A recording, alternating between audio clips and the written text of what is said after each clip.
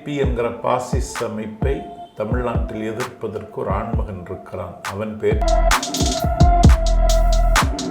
ஏன்னா அதிமுக இன்றைக்கு தலை இல்லாத முண்டம், கூறில்லாத அம்பு, குறி இல்லாத பிண்டம். வெட்கம் விட்டு சொல்வதாக இருந்தால் முதலமைச்சர் மகுடத்தை முடிசூட்டி பார்த்த அவருக்கு இவன் துரோகம் செய்கிறான் என்றால் உலகத்தில் துரோகம் செய்தவர்களின் முதல் இடத்தில் எடப்பாடி பழனிசாமி இருக்கிறார். மருத்துவமனையிலிருந்து வெளியே வரும்போது ஒரு கொடியோடையும் அதிமுக கொடியோடையும் காரோடையும் வெளியே வராங்க. இதை எதை சொல்றாங்க அவங்க சசிகலா? ஏன்னா இதுவரைக்கும் அவங்க வாயை திறந்து எதுவும் பேசல. அந்த கொடியோடு அவர்கள் வந்தார்கள் என்றால் கொடியவர்களுக்கு முடிவுரை எழுத போகிறார் என்று பொருள். அப்படி மகனை விட்டு அறிக்கை விட சொல்லி அங்கேயும் ஒரு சீட்டை போட்டு வச்சுக்கிறார் ஓபிஎஸ். அவங்க இவங்க ரெண்டு பேரையும் தூக்கி தூர எறிந்து விட்டு கட்சி நடவடிக்கைகளை அவர்கள் தலைமை தாங்கி நடத்தினால் அந்த கட்சிக்கு உயிர் மிஞ்சும். தமிழ்மிட் நேயர்களுக்கு வணக்கம். இன்றைக்கு அரசியல் சார்ந்த பல்வேறு விஷயங்களை பேசுறதுக்காக நம்மளோட திரு நாஞ்சில் சம்பத் இணைஞ்சிருக்காரு. தொடர்ந்து அவர்கிட்ட பேசலாம் வாங்க. சார் வணக்கம். வணக்கம் சார், இன்னைக்கு பார்த்தீங்கன்னா சசிகலா 7ஆம் தேதி தமிழகம் வராங்க அப்படின்ற அறிவிப்பை வெளியிட்டுட்டாங்க. இதை வெளியிட்டிருக்கிறது யாருன்னு பார்த்தீங்கன்னா டிடிவி தினகரன். பொதுவாகவே டிடிவி தினகரனுக்கும் சசிகலாவுக்கும் இணக்கமான சூழ்நிலை இல்லை அப்படின்னு சொல்லியிருக்கீங்க. ஆனால் பார்த்தீங்கன்னா அவரோட தமிழக வருகையே டிடிவி தினகரன் தான் அறிவிக்கிறாரு. இதை எப்படி பார்க்குறீங்க? சொந்த சித்தி அவருக்கு உறவு முறையில் டிடிவி தினகரனுக்கும் சசிகலாவுக்கும் இருக்கிற உறவை நாம் மதித்து தான் தீர வேண்டும். துரோகமும் வஞ்சகமும் சசிகலா அம்மையாரை சுற்றி வளைத்த பொழுது அதே துரோகமும் வஞ்சகமும் டிடிவி தினகரனை நெரித்த போது அன்றைக்கு அதை அநியாயம் என்று கண்டித்தவர்களில் நான் ஒருவன். ஆனால் அநியாயம் என்று கண்டித்த நான் டிடிவி தினகரனோடு இருக்க முடியாமல் போனதற்கு காரணம் அவருடைய கள்ளத்தனமான பிஜேபி உறவு தான். இன்றைக்கும் அதிமுகவையும் அமமுகவையும் இணைப்பதற்கான ஒரு பேரம் நடந்து கொண்டிருக்கிறது. அதை சசிகலா விரும்புகிறார் என்று தான் கருத வேண்டியது இருக்கிறது. அப்படி விரும்பினால் அதிமுக மிகப்பெரிய வீழ்ச்சியை சந்திக்கும். ஆகவே அறிவிக்க வேண்டிய இடத்தில் இன்றைக்கு டிடிவி தினகரன் இருக்கிறார், அறிவித்திருக்கிறார். இப்போ டிடிவி தினகரனுக்கும் பிஜேபிக்கும் கள்ளத்தனமான உறவு இருக்குது அப்படின்றீங்க. ஆனால் அவர் ஆர்கே நகர் தொகுதியில் போட்டியிடும் போதெல்லாம் மிகப்பெரிய ஒரு பின்னாடி இருந்து ஒரு காம்படிஷனை கொடுத்தது பார்த்திங்கன்னா பிஜேபி இல்லையா? பிஜேபி தான். அப்போ நான் தான் பிரச்சாரத்தை பண்ணிகிட்டு இருந்தேன்.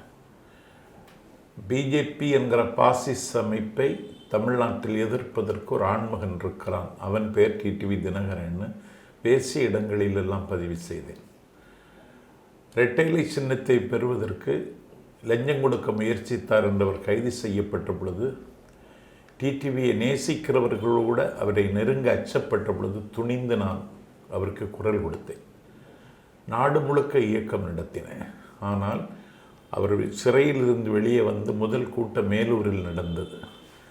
அந்த கூட்டத்தில் அந்த 18 எம்எல்ஏக்களை நிற்க வைத்து கொண்டு என்னை வர சொல்லி பிஜேபி பற்றி எதுவும் பேசக்கூடாது என்று உத்தரவு போடுகிற துணியில் என்னிடத்தில் சொன்னார். அன்றைக்கே நான் உடைந்து நொறுங்கி போனேன். ஆகவே ஒரு திராவிட இயக்கத்தினுடைய சார்போ இவரிடத்தில் இல்லை, நம்பி ஏமாந்து விட்டோம் என்ற கவலையோடு தான் நான் வெளியேறினேன். ஸோ டிடிவி தினகரனோட வார்த்தைகள் அது அவர் மூலமாக உங்களுக்கு வந்திருந்தாலும் அது அவரோட வார்த்தைகளா இல்லை சசிகலா அவங்க கொடுத்த இன்ஸ்ட்ரக்ஷனாக இருந்திருக்க வாய்ப்பு இருக்கா? தெரியாது. அது எனக்கு தெரியாது.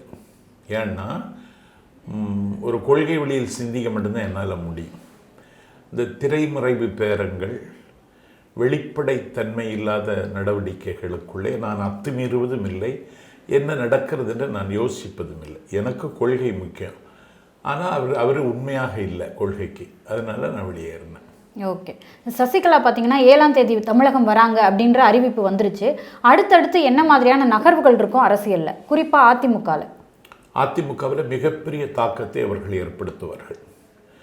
ஏன்னா அதிமுக இன்றைக்கு தலை இல்லாத முண்டம், கூர் இல்லாத அம்பு, குறி இல்லாத பிண்டம். அங்கே யாரும் தலைவர்கள் கிடையாது. ஓ பன்னீர்செல்வத்திற்கோ எடப்பாடி பழனிசாமிக்கோ ஒரு ஃபேஸ் வேல்யூ இல்லை. அந்த தொகுதியை தாண்டி அவர்களை யாருக்கும் தெரியாது. அதனால் இந்த அனாமதேயங்களை விட சசிகலாவுக்கு ஒரு ஃபேஸ் வேல்யூ இருக்கிறது.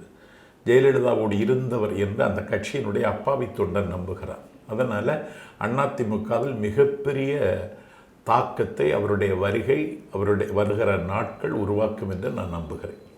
ஓகே, எடப்பாடி பழனிசாமிக்கு வந்து ஃபேஸ் வேல்யூ இல்லை அப்படின்றீங்க. இது ஒருவேளை அவங்க வந்து சசிகலா முதலமைச்சர் ஆக்குனப்ப இல்லாமல் இருந்திருக்கலாம். இப்போ மக்கள் மத்தியில் அவருக்கு ஒரு செல்வாக்கு உருவாக்கி இருக்கா? ஏன்னா வெற்றி நடை போடும் தமிழகம் இப்படின்ற மாதிரியான கேம்பெயின்லாம் அவங்க பண்ணிட்டு இருக்காங்க. நாட்டு மக்களினுடைய வரிப்பணம் 100 கோடி ரூபாய் அதற்கு கொட்டி செலவழிக்கப்படுகிறது. வெட்கம் விட்டு சொல்வதாக இருந்தால் அந்த விளம்பரத்தை யாரும் படிக்கவில்லை. நான் ஒரு பயணி. நான் காலையில் 6:15 சென்னையிலேருந்து கோவை செல்கிற எக்ஸ்பிரஸில் நான் போகிறேன். எல்லோருடைய கையிலும் பத்திரிகை இருக்கிறது. ட்ரெயின் புறப்படுகிற பொழுது பத்திரிகை எடுக்கிறார்கள் கையில். ஃபஸ்ட்டு பேஜில் அந்த விளம்பரம். யாரும் அதை பார்க்கவில்லை. நான் அதை கூர்ந்து கவனித்தேன்.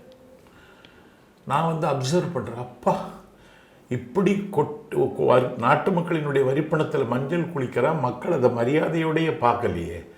அந்த வெற்றி நடை போடும் தமிழகம் என்பதை ஒரு வாசகனாக யாரும் அதை பார்க்கவில்லை, படிக்கவில்லை. இந்த விளம்பரத்தை அண்ணா ஸ்டாலின் கொடுத்துருந்தா பார்த்துருப்பாங்க. ஆகவே மக்களால் நிராகரிக்கப்பட்ட ஒருவர் தான் இந்த நாட்டின் முதலமைச்சர். ஓகே, நீங்கள் ஸ்டாலின் பற்றி சொன்னதுனால நான் கேட்குறேன். இப்போ பார்த்தீங்கன்னா திமுகவுக்கு தான் தொடர்ந்து நீங்கள் பிரச்சாரம் பண்ணிட்டு வரீங்க. ஆனால் சசிகலா தான் அந்த அதிமுகவோட தலைவி அப்படின்னு சொல்கிறீங்களே, அதுக்கு இதுக்கு வித்தியாசம் இருக்குது. நான் திமுகவில் கொள்கை வழியில் பயணிக்கிறேன். ஏன்னா பாசிச பாஜகவை மிலேச்சத்தனமான நடவடிக்கைகளை மேற்கொள்கிற பாஜகவை, மிருக நியாயம் கூட இல்லாத நடவடிக்கைகளை அரங்கேற்றுகிற பாஜகவை தென்னகத்தில் எதிர்ப்பதற்கு ஒரு தலைவன் இருக்கிறான். அவன் பெயர் மு.க. ஸ்டாலின். ஓகே, அதனால் நான் அவரை ஆதரிக்கிறேன். என்னுடைய கொள்கையை எதிரொலிக்கிற இடத்துல இன்றைக்கி அவர் மட்டும்தான் இருக்கார். அதனால் அவரை ஆதரிக்கிறேன். சசிகலாவை நான் ஆதரிக்கலை. அந்த கட்சியினுடைய நிலைப்பாடை பற்றி கேட்கிற பொழுது நியாயம் அவரிடத்தில் தான் இருக்கிறது. குணமும் குற்றமும் பார்த்தால் அவர்களிடத்தில் குணம் இருக்கிறது. ஓபிஎஸ்ஸும் இபிஎஸ் இடத்திலும் குற்றம் இருக்கிறது. அதுதான், வேற ஒன்றும் இல்லை. ஓகே, என்ன மாதிரியான குற்றம் இருக்குன்னு சொல்கிறீங்க? யார்? OPS EPS. நினைத்து பார்க்க முடியாத மகுடம் முதலமைச்சர் மகுடம். அந்த மகுடத்தை அவருக்கு தலையில் சூட்டி அழகு பார்த்தார்கள். நான் சுற்றுப்பயணம் மேற்கொள்கிற பொழுது ஒரு வீட்டில் என்னை சாப்பிட கூப்பிடுவேன். பொதுவாக ஒருத்தருக்கு வீட்டுக்கு போகிறத நான் தவிர்ப்பேன்.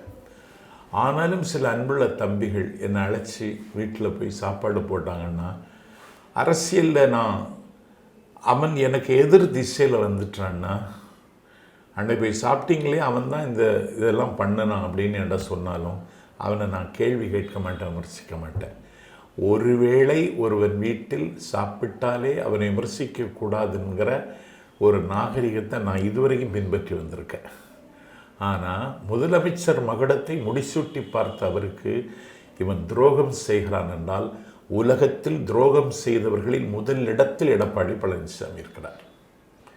ஒரு தேநீர் கடை வைத்து பிழைப்பு நடத்திய ஓ பன்னீர்செல்வத்திற்கு 1989 பொதுத் தேர்தலில் இரட்டைப்புறா யானை அணியில் நின்ற பன்னீர்செல்வத்திற்கு வாழ்வும் வசதியும் வசந்தமும் அதிகாரமும் ஐஸ்வர்யமும் வந்தது சசிகலாவால் தான். அவரை எதிர்த்துத்தான் அவன் தர்ம யுத்தம் நடத்தினான். ஆகவே இவர்கள் இருவரும் நன்றி கொண்டவர்கள், நாகரிகமற்றவர்கள். ஓகே, இப்போ ஓபிஎஸ் சசிகலாவை எதிர்த்து தர்ம யுத்தம் நடத்துகிறாரு. ஆனால் சசிகலா தான் எடப்பாடியை முதலமைச்சர் ஆக்குனாரு அப்படின்னு சொல்கிறீங்க. இப்போ எடப்பாடி என்ன சொல்கிறாருன்னா, இல்லை எம்எல்ஏக்கள் தான் என்ன முதலமைச்சர் ஆக்குனாங்க அப்படின்ற மாதிரி பேசிகிட்டு இருக்காரு. இது அவர் சடனாக இப்படி மாறுறதுக்கான காரணம் என்ன? ஏன் இதை மாதிரி அவர் பேசிகிட்டு இருக்காரு? அந்த முதலமைச்சர் அதிகாரத்தை சுவை பார்த்துட்டான். அதிகாரம் என்பது துத்துணையினர் அறிஞர் அண்ணா. அதில் சுவை பார்த்தவர் அதை இழக்க விரும்பவில்லை. இதை எப்படியாவது தக்க வைத்துக் கொள்ள வேண்டும். தக்க வைத்துக் கொள்ள வேண்டும் என்றால் மோடியினுடைய தயவு தேவை, அமித்ஷாவின் ஆசி தேவை. மோடியும் அமித்ஷாவும் அவர்களை ஏற்றுக்கொள்ளவில்லை. ஆகவே அவர்கள் ஏற்றுக்கொள்ளாதவர்களை நான் ஏற்றுக்கொள்கிறேன் என்று கொள்கைக்கும் துரோகம் செய்தான், இந்த குலத்துக்கும் துரோகம் செய்தான், தன்னுடைய கட்சிக்கும் துரோகம் செய்தான். அந்த இடத்திற்கு அவர்களை உட்கார வைத்து அவர்களுக்கும் துரோகம் செய்தார்கள். ஓகே, இப்போ வந்து பார்த்தீங்கன்னா சசிகலாவை எதிர்க்கிறதுக்கு எடப்பாடி கிட்ட என்ன மாதிரியான கேம் பிளான் இருக்கு? எதிர்க்கவே முடியாது. இப்போ நீங்கள் இப்போ நிறைய அரசியல் விஷயங்கள் பேசுகிறவங்க என்ன சொல்கிறாங்க, சசிகலா தான் முக்கியம், சசிகலா தான் அதிமுக எல்லாருமே சொல்கிறாங்க. அது எடப்பாடிக்கு தெரியாதா? ஏன்னா கூடவே இருந்தவர், அவர் தான் அவங்கள முதலமைச்சர் ஆக்குனாங்க அப்படின்ற மாதிரிலாம் சொல்கிறீங்க. அப்போ அவர்கிட்ட என்ன ஸ்ட்ராங் பாயிண்ட்? இப்போ முதலமைச்சருங்கிற மகுடம் இருக்குது, அது ஒன்று தான். பவர் சென்டரில் இருக்கார், பவர் செக்டரில் இருக்கார், அது ஒன்று தான் இருக்குது, வேறு ஒன்றும் கிடையாது. ஓகே, இப்போ வந்து பார்த்திங்கன்னா அவங்க வந்து மருத்துவமனையிலிருந்து வெளியே வரும்போது ஒரு கொடியோடையும் அதிமுக கொடியோடையும் காரோடையும் வெளியே வராங்க. இதை எதை சொல்கிறாங்க அவங்க சசிகலா? ஏன்னா இது வரைக்கும் அவங்க வாயை திறந்து எதுவும் பேசலை. அந்த கொடியோடு அவர்கள் வந்தார்கள் என்றால் கொடியவர்களுக்கு முடிவுரை எழுத போகிறார் என்று பொருள். கொடியவர்கள் நீங்கள் யார் சொல்கிறீங்க? ஓபிஎஸ்ஐ சொல்லுகிறேன், இபிஎஸ்ஐ சொல்லுகிறேன். ஆனால் ஓபிஎஸோட மகன் என்ன சொல்லியிருக்காரு, ஜெயபிரதீப், அவர் வந்து ஒரு அறிக்கை வெளியிட்டிருக்காரு. அந்த அறிக்கையில் சொல்லியிருக்காரு அவங்க வந்து உடல் நலம் தேறி வரணும், ப்ளஸ் அறம் சார்ந்த வழியில் ஈடுபடணும் அப்படின்ற மாதிரி சொல்லி. அது அப்படி மகனை விட்டு அறிக்கை விட சொல்லி அங்கேயும் ஒரு சீட்டை போட்டு வச்சுக்கிறார் ஓபிஎஸ். இந்த பஸ்ஸில் நெருக்கமாக இருந்தால் ஒரு சீட்டை போட்டு வச்சு விடுவான் முதல்ல ஏறுறவன். அப்படி முதல்ல இப்படி ஒரு அறிக்கை விட்டு ஒரு இடத்த போட்டு வச்சுக்கடா பார்த்துக்கிடலாம் அப்படின்னு சொல்லி ஒரு அரசியல் இது. இப்போ அப்போ ஓ பன்னீர்செல்வம் வந்து தான் இணக்கமாக இருக்கும் சசிகலாக்கு அப்படின்றத காட்ட முயற்சி காட்டிக்கொண்டே இருக்கிறார். இது வரைக்கும் வாய் திறக்கலை. அவருடைய கள்ள மௌனம் அவர் சசிகலாவை நெருங்க வேண்டும் என்பதுதான் அவருடைய நெஞ்சத்தில் இருக்கிற நினைப்பு. ஓகே, சசிகலா இதுக்கு எப்படி ரியாக்ட் பண்ணுவாங்க? கூப்பிட்டு பேசுவாங்களா? எப்படி ரியாக்ட் பண்ணுவாங்க?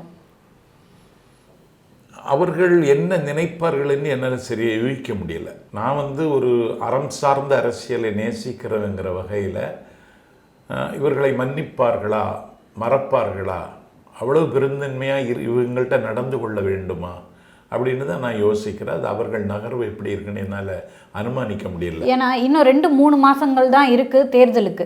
ஸோ இப்போ வந்து ஒருங்கிணைந்த அதிமுக அப்படிங்கிறது ரொம்ப அவசியமாக இருக்குது தேர்தலை சந்திக்கிறதுக்கு. ஸோ இவங்களெல்லாம் அவங்க எப்படி டீல் பண்ணுவாங்க, எப்படி அணுகுவாங்க? அவங்க வந்து இவங்க 2 பேரையும் தூக்கி தூர எறிந்து விட்டு கட்சி நடவடிக்கைகளை அவர்கள் தலைமை தாங்கி நடத்தினால் அந்த கட்சிக்கு உயிர் மிஞ்சும், இல்லைன்னா கட்சிக்கு உயிரே இருக்காது. இப்போ வந்து எடப்பாடி பழனிசாமி கீழே வந்து பார்த்தீங்கன்னா கேபி முனுசாமி இருக்காரு, உள்ளாட்சித்துறை அமைச்சர் இருக்காரு, தங்கமணி இருக்காரு, ஜெயக்குமார் இருக்காரு. இப்படி தான் அவங்க கொடுக்குற முதலமைச்சராக இருக்கிறதுனால இருக்கிறாங்க. நாளைக்கு முதலமைச்சராக இல்லைங்கன்னா இவங்க யாரும் இருக்க மாட்டாங்க. அற்ற உலகத்தில் அறநீர் பறவை போல எல்லாரும் பறந்து போயிடுவாங்க. சசிகலா வந்து என்ன மாதிரியான ஒரு செக் வச்சிருக்காங்க எடப்பாடிக்கா இருக்கட்டும், ஓ பன்னீர்செல்வத்துக்கு? கொடி கட்டிட்டேன் அப்படின்னு செக் வைக்கிறாங்க. இப்போ தொடர்ந்து வந்து பார்த்தீங்கன்னா அதிமுகவோட தலைவி சசிகலா தான் அப்படின்னு சொல்றதுக்கு என்ன மாதிரியான காரணம் இருக்கு சார்? அந்த தொண்டர்கள் தான் காரணம், வேற என்ன? ஓகே, தொண்டர்கள் மட்டும்தான் காரணமா? இப்போ வந்து ஆல்ரெடி இப்போ ஒரு வழக்கு வேற இருக்கு, அதாவது தான் அதிமுகவோட பொதுச் செயலாளர் அப்படின்றது. அது வந்து எடப்பாடிக்கும் சரி ஓ பன்னீர்செல்வம் வழக்குக்கு உயிரூட்டுவதற்கான நடவடிக்கைகள் மேற்கொள்ளப்படும் என்று சசிகலா அம்மையாரின் வழக்கறிஞர் செந்தூர் பாண்டியன் அவர் மருத்துவமனையில் நின்று கொண்டே அவர் அன்றைக்கு பேட்டி கொடுத்தார். அதற்கெல்லாம் இன்னி அவர்கள் திட்டமிடுவார்கள். சார், இப்போ பார்த்தீங்கன்னா எடப்பாடியாக இருக்கட்டும், ஓ பன்னீர்செல்வமாக இருக்கட்டும், துரோகம் பண்ணிட்டாங்க. ஏன்னா வந்து பிஜேபியோட அவங்க கள்ள உறவு வச்சுக்கிட்டாங்க அப்படின்ற மாதிரி சொல்கிறீங்க. இப்போ சசிகலா வந்தால் பிஜேபியோட சேர வாய்ப்பு இல்லையா? வாய்ப்பு இருக்கிறது. ஆனால் அப்படி ஒரு வாய்ப்பை அவர்கள் வரவு வைத்து கொண்டால் அது அரசியல் தற்கொலைக்கு சமம். அது என்னவாகும்னு சொல்கிறீங்க? பிஜேபி நாட்டு மக்கள் நிராகரிக்கிறார்கள். பிஜேபிக்கு எதிரான கோபத்தில் மக்கள் இருக்கிறார்கள். அந்த கோபம் வந்து இப்போ அவங்க எம்பி தேர்தலை எதிர்கொள்ளும் போது இருந்தது. ஒரு பெரிய ஆன்டி மோடி இங்கே ஒரு அலை வீசுச்சு அப்படிங்கிறது உண்மைதான். ஆனால் அதுக்கப்புறமா ஒரு இடைத்தேர்தல் நடக்கும்போதெல்லாம் வந்து அப்படி ஒரு பெரிய எதிர்ப்பு இல்லை, இப்பயும் இல்லை அப்படின்னு சொல்லப்படுது. எப்படி இடைத்தேர்தல் எதிர்ப்பு இல்லைன்னு சொல்லுவீங்க? 23 தொகுதியில் இடைத்தேர்தல் நடந்தது. 13 தொகுதிகளில் திராவிட முன்னேற்றக் கழகம் அண்ணன் ஸ்டாலின் தலைமையில் இந்த வெற்றி கிடைத்தது. எனக்கு தெரிந்து ஜெயலலிதா தமிழ்நாட்டு அரசியலில் பேசப்படுகிற இடத்திற்கு வந்ததற்கு பிறகு அதிகாரத்தில் இருக்கிற கட்சி தான் இதுவரைக்கும் எந்த இடைத்தேர்தலிலும் வென்றிருக்கிறது. ஆனால் வரலாற்றில் முதலாக ஆளுங்கட்சியிடமிருந்து 13 தொகுதிகளை அண்ணன் ஸ்டாலின் கைப்பற்றி இருக்கிறார் என்றால் அவர்களுடைய வீழ்ச்சி உறுதி செய்யப்பட்டு விட்டது என்பதற்கு பொருள். அதனால் அது இல்லைன்னு சொல்லக்கூடாது. பிஜேபிக்கு எதிரான மனநிலையில் மக்கள் இருப்பதற்கு காரணம் ஒரே மாதத்தில் 3 தடவை கேஸுக்கு விலை ஏற்றுறான். கச்சா எண்ணெயின் விலை உலக மார்க்கெட்டில் குறைந்தாலும் இந்தியாவில் குறையவில்லை. சின்னஞ்சிறிய இலங்கையில், பாகிஸ்தானில், பர்மாவில் இந்தியாவில் விற்பதை விட அங்கே பெட்ரோல் டீசல் விலை குறைவாக இருக்கிறது. ஆனால் இந்த தேசத்தில் அதிகம் போடுறான். ஒரே நாடு, ஒன் டேக்ஸ் ஒன் நேஷன் என்று சொல்லுகிறவன் பெட்ரோலுக்கு இந்த பட்ஜெட்லையும் வரி போடுறான்.